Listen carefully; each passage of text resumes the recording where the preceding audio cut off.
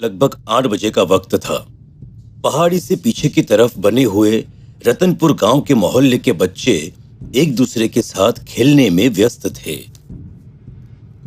अंधेरे ने पूरे गांव को अपने आगोश में ले लिया था। हवाएं कुछ ज्यादा ही जोरों से चल रही थी और पीपल के पत्तों की आ रही तेज आवाज एक भयानक सा माहौल पैदा कर रही थी। रतनपुर गांव कुछ ज्यादा आबादी वाला नहीं था। कुल मिलाकर गांव में 15 से 20 परिवार रहा करते थे, लेकिन गांव में सुख शांति थी। लोगों के अंदर आपस में प्रेम था और गांव के बच्चे देर रात तक मोहल्ले के बीच खेला करते थे। लेकिन आज तक गांव में किसी तरह की कोई अनहोनी नहीं हुई थी। लेकिन आज की रात गांव का मौसम जिस तरह से बदला था वो कुछ अलग था। गांव के लोगों को लग रहा था जैसे ये हवाएं नॉर्मल नहीं है, बल्कि कुछ तो है जो बाकी दिनों से अलग है। और इसीलिए मोहल्ले के बीचों बीच खेल रही पिंकी, गुड़िया, पप्पू और रानी, इन चारों बच्चों को इनके माँ बाप आवाज देकर बुला रहे थे। लेकिन ये बच्चे खेलने में इतने व्यस्त थे कि इन्हें अपने माँ बाप की आवाज तक सुनाई नहीं दे रही थी। पप्पू, तुझे पता है ये जो हमारे गांव का चौक है ना, इसके सामने गली में जो घर है वो अंदर से बहुत सुंदर है, लेकिन उस घर में तो कोई रहता ही नहीं। तुझे कैसे पता वो घर बहुत सुंदर है? अरे मेरे पापा ने मुझे बताया था। पहले जमाने में ना ये राजा का घर हुआ करता था। मुझे भी राजा का घर देखना है, कैसा होता है। लेकिन उस घर पर तो ताला लगा हुआ है। उस घर के अंदर कोई नहीं जा सकता, बस मंदिर के पुजारी जी है, वो उसकी साफ सफाई करवाने के लिए जाते हैं कभी कभी। ऐसा कुछ नहीं है, मेरे पापा कह रहे थे, क्योंकि उस घर के पीछे वाली दीवार है ना, वो अब टूटने वाली है और वहाँ पर एक दरवाजा भी है, वहाँ से हम अंदर जा सकते हैं। अरे लेकिन उस दरवाजे पर भी तो ताला लगा होगा ना। जब वो घर कभी नहीं खुलता तो पीछे वाला दरवाजा खुला कैसे रह सकता है? अरे मैं बता रही हूँ ना, दीवार टूट गई है तो दरवाजा कमजोर हो गया है और पुजारी जी ने अभी तक ठीक नहीं करवाया। हम चाहे तो वहाँ से जा सकते हैं अंदर। चलो ना, चलकर देखते हैं कि राजा का घर कैसा होता है। लेकिन अभी तो वहाँ पर अंधेरा होगा, इतनी तेज हवा चल रही है, गांव की लाइट भी तो चली गई है। अरे कोई बात नहीं, मेरे पास ना एक लाइटर है, हम उसकी रोशनी में अंदर चले जाएंगे। और इतना कहकर चारों बच्चे उस घर की तरफ चल पड़ते हैं। जैसे ही वो बच्चे उस घर के पीछे के हिस्से की तरफ पहुंचे और उन्होंने उस दरवाजे को हाथ लगाया, उस गांव में चल रही हवाएं कुछ ज्यादा जोर से चलने लगी। आसमान में जोर से बिजली कड़की और बिजली के कड़कने की आवाज सुनकर वो चारों बच्चे बुरी तरह से सहम गए। मुझे लगता है हमें वापस घर चलना चाहिए। देखो ना, कितने जोर से आंधी चल रही है और माँ भी कब से आवाज दे रही है। अब यहाँ तक आ गए हैं तो राजा का घर देखकर ही जाएंगे ना। गुड़िया बिल्कुल ठीक कह रही है, चलो इस दरवाजे को धक्का देते हैं। वो सारे बच्चे मिलकर उस घर के पिछले हिस्से के दरवाजे को धक्का मार देते हैं। लेकिन धक्का मारते ही एक बहुत ही भयानक चीखने की आवाज उन्हें सुनाई देती है। आसमान में जोर से बिजली कड़कती है और चारों बच्चे वहां से भाग जाते हैं। पिंकी के घर उसकी माँ राधिका और पापा रमेश उसका बहुत देर से इंतजार कर रहे थे। पिंकी बेटा, मैं कब से तुम्हें आवाज दे रही थी, लेकिन तुमने मेरी आवाज ही नहीं सुनी। देखो बेटा, आज गांव का मौसम कुछ ठीक नहीं लग रहा और जब भी मौसम खराब हो ना तो जल्दी घर पर वापस आ जाया करो। लेकिन पिंकी का चेहरा देखकर लग रहा था जैसे उसे अपने माँ बाप की आवाज सुनाई नहीं दे रही थी। पिंकी को कोई जवाब ना देता हुआ देखकर राधिका ने उसके कंधे पर हाथ रखा। जैसे ही राधिका ने पिंकी के कंधे पर हाथ रखा, राधिका ने पलटकर बड़े ही भयानक अंदाज में अपनी माँ की तरफ देखा। उसकी आंखें एकदम गुस्से से लाल हो रही थी। राधिका एक बार के लिए घबरा गई। पिंकी बेटा, क्या हुआ है तुझे? और ये तेरी आंखें? मुझे बहुत तेज नींद आ रही है, मुझे सोने जाना है। अरे बेटा, लेकिन अभी तक तूने खाना भी नहीं खाया है, खाना तो खा ले बेटा। ठीक है माँ, मुझे खाना दे दो। राधिका ने खाने की थाली पिंकी के आगे सरका दी। देख, आज ना तेरी पसंद की दाल बनी है। इस दाल के साथ तो तुम पूरी 2 रोटी खा लेती है ना? लेकिन पिंकी ने अपनी माँ की बात का कोई जवाब नहीं दिया और चुपचाप खाना खाने लगी। देखते ही देखते पिंकी ने दोनों रोटियां खत्म कर दी। अरे क्या बात है, ऐसा लगता है कि आज तो हमारी बिटिया को दाल कुछ ज्यादा ही पसंद आ गई। और रोटी चाहिए? अरे भाई, अरे इसमें पूछने वाली बात क्या है? इतनी देर तक खेल कर आई है, थक गई होगी, इसे 1 रोटी और दे दो।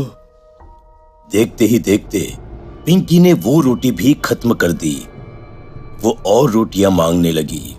पिंकी बेटा, तेरी तबीयत तो ठीक है ना? मुझे भूख लगी है, खाना चाहिए। अरे अरे राधिका, परेशान मत हो, कभी कभी बच्चों के साथ ऐसा होता है। और अरे उसे और रोटी दे दो, चलो। ऐसा करते करते पिंकी वहां बैठे बैठे रोटियां खाती गई और खाते खाते उसने लगभग 10 रोटियां खत्म कर दी। ये देखकर अब राधिका और रमेश को अजीब सी घबराहट होने लगी। अरे अरे पिंकी बेटा, चल अब हम सोने चलते हैं, बहुत रात हो गई है ना। रमेश पिंकी को उसके कमरे में सुलाकर बाहर आ जाता है। आपको कुछ अजीब नहीं लग रहा? पिंकी तो मुश्किल से बस 2 रोटी खाती है, लेकिन आज तो उसने 10 रोटियां खत्म कर दी। हाँ, कुछ अजीब सा मुझे भी लगा, लेकिन हमें लगता है उससे सुबह बात करनी चाहिए। पप्पू के घर पर पप्पू के माँ अश्विनी और पापा कैलाश भी उसका बड़ी बेसब्री से इंतजार कर रहे थे।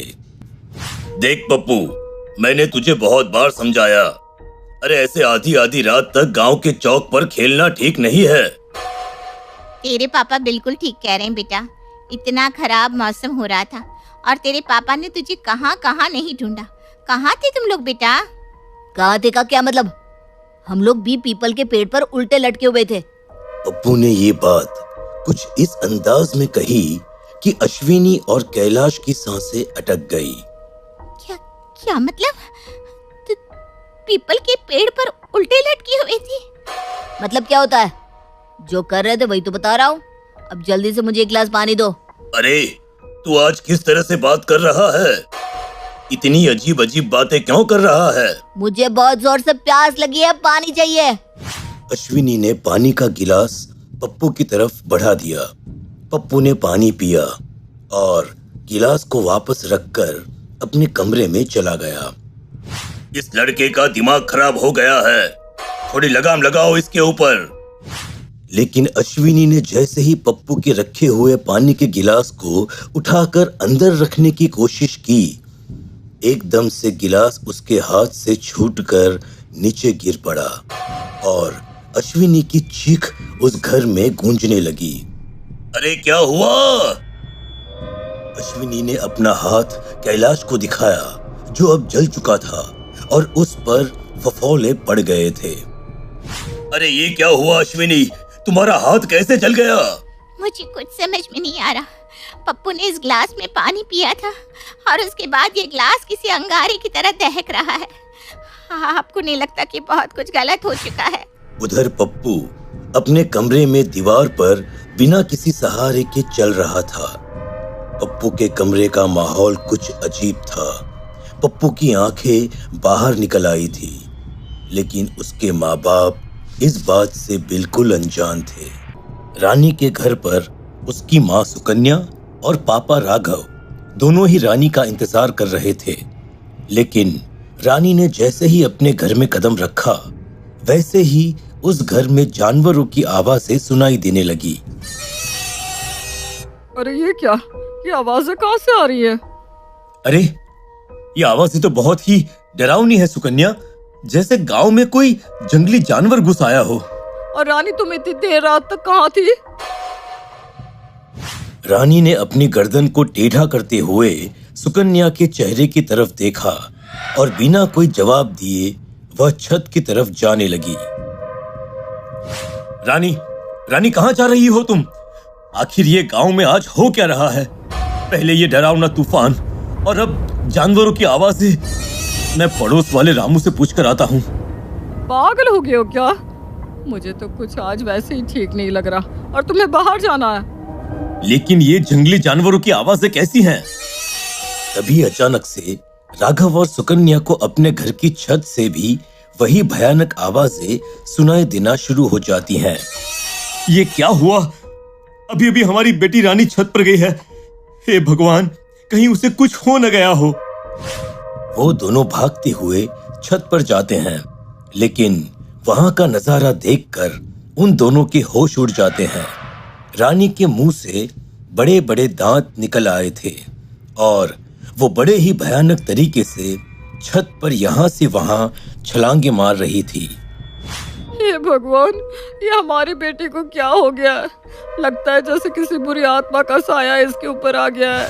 गुड़िया के घर पर गुड़िया की माँ और पापा यानी कि सुदेश और कावेरी गुड़िया का इंतजार कर रहे थे, लेकिन तभी अचानक से उन्हें अपने घर में एक लाल रंग का धुआं भरते हुए नजर आने लगा।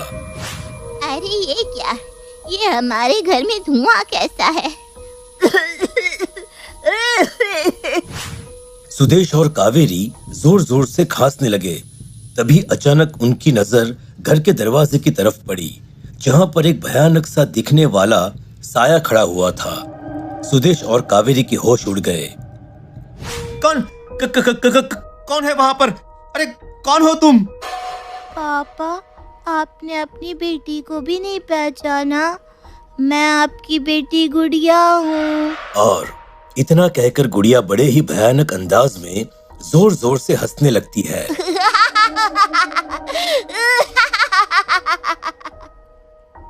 उसके हंसने की आवाजें बेहद ही डरावनी और दिल दहलाने वाली थी। ये हमारी बच्ची को क्या हो गया है? चारों तरफ अजीब सा माहौल है। गुड़िया, बेटा तुम ठीक तो हो ना? मैं आपकी गुड़िया नहीं हूँ, मैं एक बुरी आत्मा हूँ, एक बुरा साया जो इस पूरे गांव को निगल जाएगा।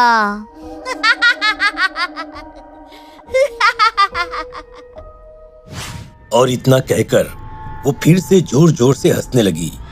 धीरे धीरे से गुड़िया के हंसने की आवाजें रानी के घर से आने वाली जानवरों की आवाजें तेज होने लगती है और देखते ही देखते गांव में अजीबोगरीब शक्ल के दिखने वाले भयानक साए नजर आने लगते हैं। गांव के लोग इन आवाजों को सुनकर बाहर निकल आते हैं।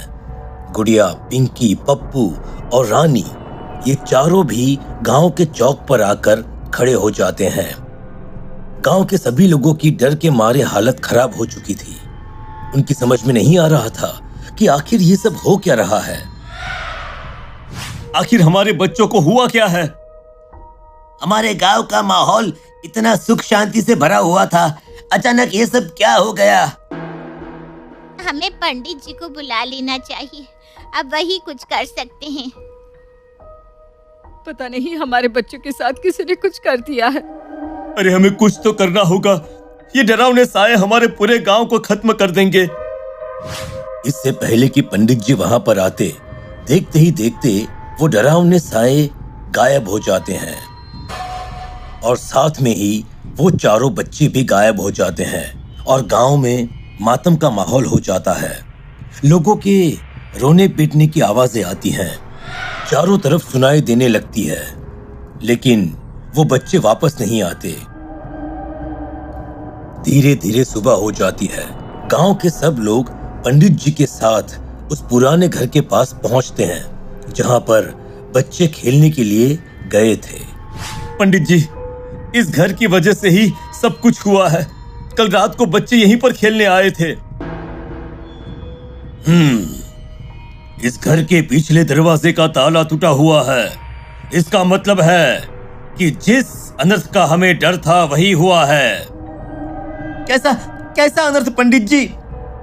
मैंने वर्षों से इस घर के अंदर बुरी आत्मा को बांध कर रखा था, लेकिन अब वो आजाद हो चुकी है और हमारे गांव के बच्चों को भी अपने साथ ले जा चुकी है।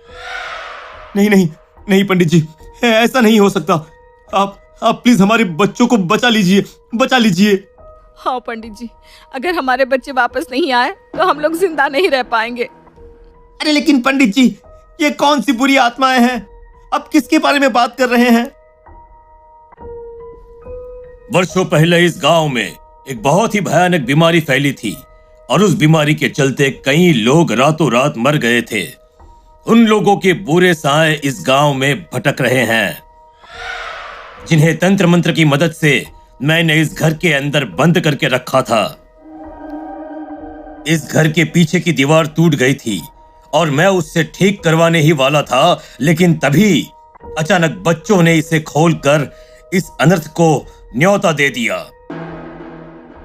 लेकिन अब क्या होगा पंडित जी? क्या हमारे बच्चे वापस कभी नहीं आएंगे? और पंडित जी, आखिर हम ऐसा क्या करें? कुछ नहीं, बस हम सबको उस घर के अंदर जाकर उन आत्माओं का आह्वान करना होगा। गांव के सब लोग बुरी तरह से डरे हुए थे, लेकिन बच्चों को वापस लाने की बात की वजह से वो सब उस घर के अंदर जाते हैं और पंडित जी के बताए अनुसार चारों तरफ घर में लाल रंग का सिंदूर बिखेर देते हैं। देखते ही देखते उस घर के अंदर एक लाल और काले रंग का धुआं भरने लगता है और वो बुरे साए वहां पर पहुंच जाते हैं। ये आवाजें कितनी भयानक हैं। किसी को भी डरने की जरूरत नहीं है। मैं बस जैसे ही इशारा करूं, आप सब लोग यहाँ से बाहर भाग जाना। धीरे धीरे बुरे साए उस घर के बीचों बीच आकर जोर जोर से डरावनी आवाजें निकालने लगते हैं। साथ में वो चारों बच्चे भी थे। पंडित जी के कहने पर उन चारों बच्चों के माता पिता ने अपने बच्चों को उठाया और घर से बाहर निकल गए और देखते ही देखते वो साए फिर से उस घर के अंदर कैद हो गए और रतनपुर गांव एक बार फिर से पहले की तरह हो गया। लेकिन उस घटना के बाद किसी ने भी उस घर के आसपास जाने की या उस घर के तालों को खोलने की हिम्मत कभी भी नहीं की।